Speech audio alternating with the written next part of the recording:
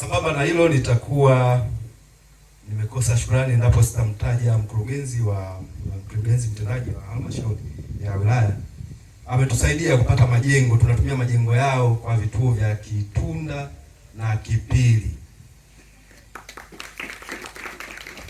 Tumeanzisha mahakama zile tukiwa tuna majengo yetu, bali kwa ofisi hiyo ya mkurugenzi mtendaji ametusaidia, na kipekee kabisa nimshukuru Bi Rosina Swai ambaye ni afisa tarafa Kiwele, ametuwezesha tunatumia pale baadhi ya ofisi kwenye jengo lao kama mahakama. Mahakama ni popote pale inaweza ikafanya shughuli zake. Ndio maana gari ile la mahakama linaweza leo hii likaenda Kitunda au likaenda Tutuo, likaenda Kiloli au likaenda Nyahua na kadhalika. Huko kote likienda tu lenyewe tunasema mahakama iko pale. Kwa hiyo leo hii likienda gari pale kwenye shule ya Kamagi, mahakama labda ya Mwanzo Sikonge mjini iliyoketi Kamagi sekondari. Kwa kifupi tu, mashauri yake yote ilikuwa na mashauri jumla 481 na walifanikiwa kuyamaliza yote. Kwa hiyo tumehama na 0 kesi. Makofi kwao. Na mahakama ya wilaya ilikuwa na mashauri 99, ikafanikiwa kumaliza 89, yakabaki 10, kwa hiyo 90%. Nao wanastahili makofi.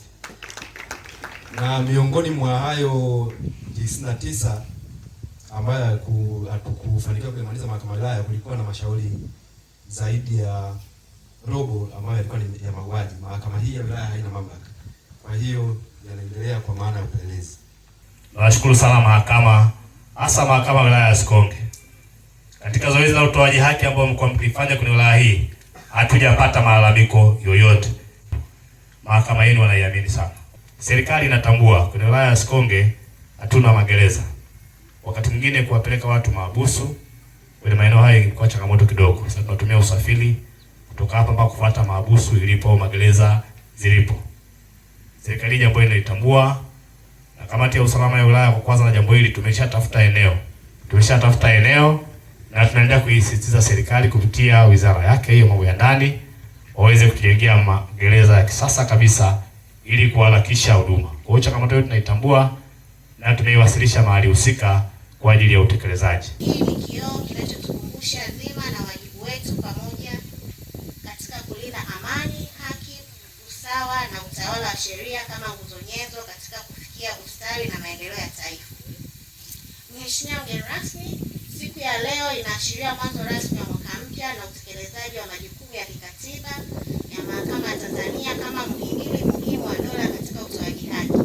Rasmi, tunapoadhimisha siku ya sheria nchini, kila mwaka huwa na kauli mbiu yake mahususi. Kwa mwaka huu maadhimisho haya yanafanyika chini ya kauli mbiu isemayo mchango wa mahakama katika ustawi wa maendeleo ya taifa. Kauli mbiu hii inaakisi nafasi ya kipekee ya mahakama katika kulinda haki, kudumisha amani na kuweka mazingira ya wezeshi ya kisheria, kimuundo na kitaasisi kwa maendeleo ya kiuchumi na kijamii. Si wakubwa, si watoto, yani wote ni raia. Kila mwenye changamoto inafuata sheria. Nafsi za nini ndoto, hakika na kuwa pia. Mahakama nguzo bora maendeleo.